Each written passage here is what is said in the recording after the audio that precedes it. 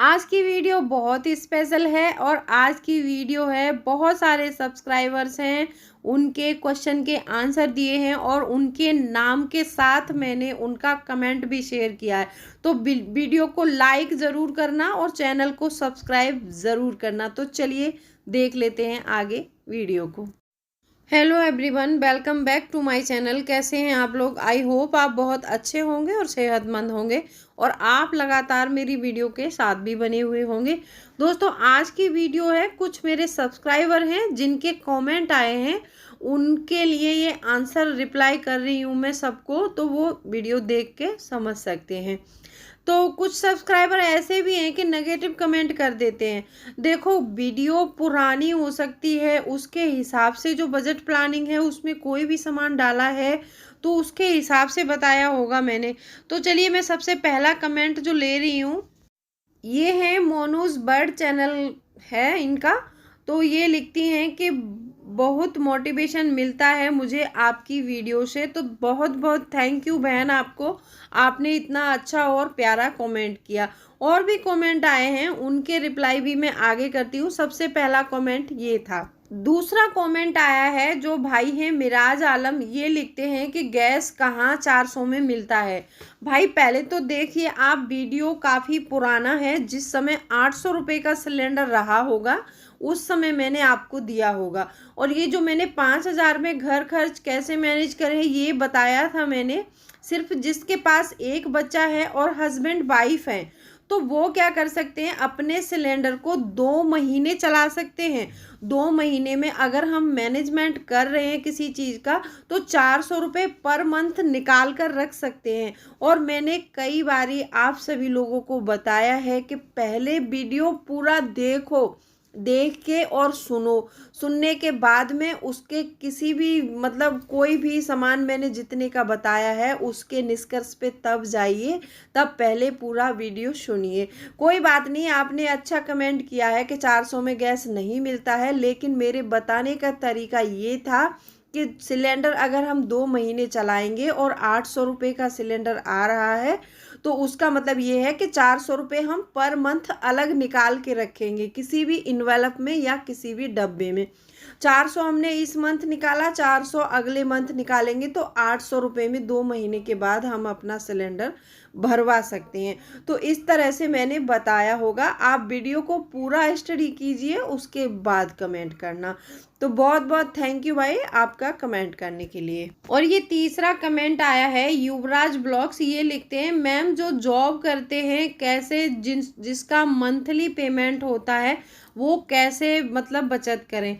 देखो भाई, जिसका मंथली पेमेंट है वो क्या कर सकते हैं, चाहे तो आपकी सैलरी अकाउंट में आती है या फिर आपको बाय हैंड मिलती है। तो अगर बाय हैंड मिलती है तो ऐसा करिए, आप अपना और मतलब एक सैलरी अकाउंट खोल लीजिए। सैलरी अकाउंट के अलावा आपके पास एक जो है सेविंग अकाउंट ज़रूर होना चाहिए। जब आपके पास सेविंग अकाउंट होगा, आपकी जितनी भी सैलरी आती है उसमें से थोड़ा सा अमाउंट, जैसे मान लो एक एग्जांपल के लिए मैं ले रही हूँ, आपकी सैलरी 10,000 आ रही है, तो 10,000 के अकॉर्डिंग आप 1,000 रुपये दूसरे अकाउंट में तुरंत ही ट्रांसफ़र कर दीजिए। या फिर आप ऐसा भी कर सकते हैं कि जैसे जिन लोगों की सैलरी अकाउंट में आती है तो उनके उसमें एक ऑटोमेटिक सिस्टम हो जाता है बैंक से ही कि आपको जितनी भी बचत करनी है उतना पैसा आपका दूसरे अकाउंट में कट जाएगा और कटने के बाद में आपको सैलरी मिल जाएगी। तो आप ऐसा करवा सकते हैं। जिनकी मंथली पेमेंट है वो पहले ही अपनी बचत कर लो। फिर आपके पास जैसे मैंने बताया कि 10,000 आ रही है अगर सैलरी, तो उसमें 10,000 के अकॉर्डिंग आप 1,000 कटवा सकते हैं। अगर 20,000 सैलरी है तो 20,000 के अकॉर्डिंग आप 2,000 कटवा सकते हैं। अगर आप 2,000 कटवा रहे हैं तो आप ज़्यादा भी कटवा सकते हैं। जैसे आपके खर्चे लिमिटेड हैं तो आप ज़्यादा भी कटवा सकते हैं। जितना भी आप मतलब सफिशिएंट अमाउंट जितना आपका लग रहा हो कि इतना कटवा सकता हूँ, उतना पहले ही कटवा दीजिए। और जो बचा हुआ पैसा है आप उससे अपने घर को मैनेज कीजिए और उसमें अपने आपके खर्चे चलाने की कोशिश कीजिए। तो जिनकी मंथली पेमेंट आती है वो ऐसे करके मतलब बचत कर सकते हैं, पहले ही बचा सकते हैं। और बचाए हुए पैसे को अगर निवेश करना चाहते हैं तो आप अपने अकाउंट से जो है आप एसआईपी भी कर सकते हैं। म्यूचुअल फंड में बहुत सारे म्यूचुअल फंड हैं, किसी की भी देख लीजिए एसआईपी जिसमें आप करना चाहते हैं, जिसमें आपको समझ हो आप उसमें कर सकते हैं। तो ऐसे करके जिनकी मंथली सैलरी है वो अपनी बचत कर सकते हैं। और अपना बजट ज़रूर बनाइएगा, हर महीने में आपका घर खर्च कितना है, आपके ऑफिस का किराया कितना लगता है, बिजली का बिल कितना ज़्यादा है, ये सारी चीज़ें आपको मैनेज करना बहुत ज़रूरी है। ये सारे खर्च आप राइट डाउन करेंगे और उसके बाद आपको लगेगा कि और भी ज़्यादा आप बचत कर सकते हैं, तो आप बचत ज़रूर करना शुरू कर दीजिए। तो जिनकी मंथली सैलरी है वो ऐसे करके बचत कर सकते हैं। तो बहुत बहुत धन्यवाद भाई आपका कमेंट करने के लिए, बहुत बहुत शुक्रिया। और ये चौथा कमेंट आया है, राम गोपाल यादव भाई हैं, इन्होंने कमेंट किया है कि हेलो दीदी जी, मैं कुछ भी करूं लेकिन बचत नहीं हो पाती है। भाई मैं समझ सकती हूँ, क्योंकि महंगाई इतनी हो गई है, खर्चे बहुत ज़्यादा हैं, इनकम अगर थोड़ी सी भी कम हो तो बचत नहीं हो पाती है। लेकिन बचत करना हमें बहुत ज़रूरी है। मैंने कई बारी बताया है आप सभी लोगों को कि आप अपने खर्चे राइट डाउन करो। खर्चे राइट डाउन करोगे, फिर उसमें से आप देखो कि मैंने आज कितना पैसा खर्च किया और उसमें कौन सा पैसा मैंने ऐसा खर्च किया कि जिसको मैं अगर नहीं करता तो मेरा काम चल सकता था। ऐसे खर्चे पता करने के लिए हमें एक डायरी लेनी होगी और हम जो भी खर्च कर रहे हैं सारे दिन का हमें डायरी में अपना लिखना होगा। फिर शाम को आप 1 घंटे बैठिए, शांत दिमाग में बैठिए और अपने सारे खर्चे को स्टडी कीजिए, मतलब पढ़िए उनको कि हमने मतलब आज क्या क्या खरीदा, किस किस में कितना पैसा खर्च किया।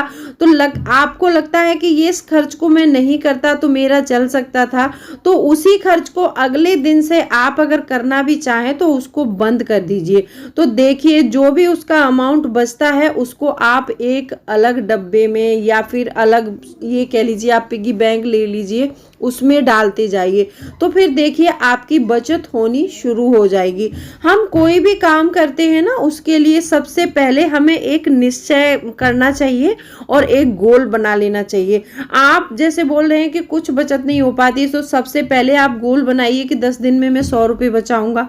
अगर आप 10 दिन में 100 बचा रहे हैं तो 1 महीने में आप 300 बचा सकते हैं। और आप ऐसे करके इस आदत को ज़्यादा डेवलप करते जाइए। और ये जो मैंने बताया है आपको कि आप अपने खर्चे राइट डाउन कीजिए, आप 2 महीने, सिर्फ 2 महीने अपने घर का बजट बना लीजिए और अपने खर्चे राइट डाउन करके देख लीजिए। अगर आप ऐसा करेंगे तो 2 महीने के बाद आप मुझे कमेंट वापस से ज़रूर कीजिएगा कि आप बचत करना सीखे या नहीं सीखे, या आपकी बचत होनी शुरू हुई या नहीं हुई। तो ये इनका कमेंट था। तो बहुत बहुत शुक्रिया भाई आपको कमेंट करने के लिए, इतने अच्छे और इतने प्यारे कमेंट करने के लिए बहुत बहुत धन्यवाद आप सभी लोगों का। आई होप आपके क्वेश्चंस के आंसर मिल गए होंगे। और बचत करने के लिए मैंने एक तरीका और बताया है कि छोटे छोटे अमाउंट से बड़ा अमाउंट बनाना है, वो होता है सेविंग चैलेंज। सेविंग चैलेंज की वीडियो मेरे चैनल में अपलोड है। देखो 20 रुपये, 10 रुपये, 30 रुपये बचाना बच्चे भी बचा सकते हैं। जो बच्चों को हम डेली यूज़ के लिए पॉकेट मनी देते हैं ना कि बच्चे कुछ खा लेंगे, अगर बच्चों को हम प्रयास करवाएं तो बच्चे भी 10 रुपये बचा सकते हैं। तो उसमें एक सेविंग चैलेंज क्या होता है कि एक ऐसी प्रक्रिया है जिसमें आपको पहले दिन 10 रुपये जमा करना है, दूसरे दिन 20 जमा करना है।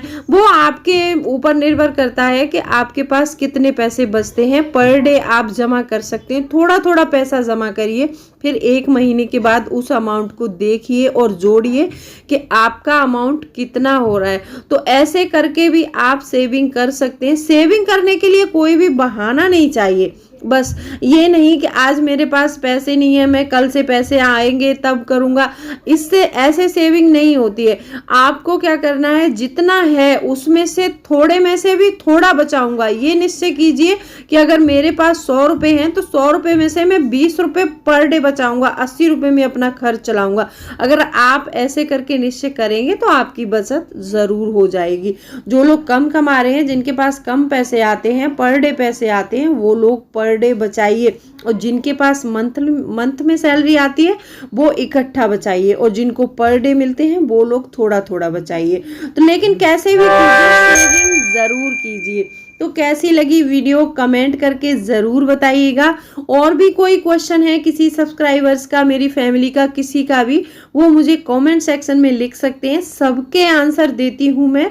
तो चलिए मिलती हूँ अगले वीडियो में, तब तक के लिए bye bye, thanks for watching.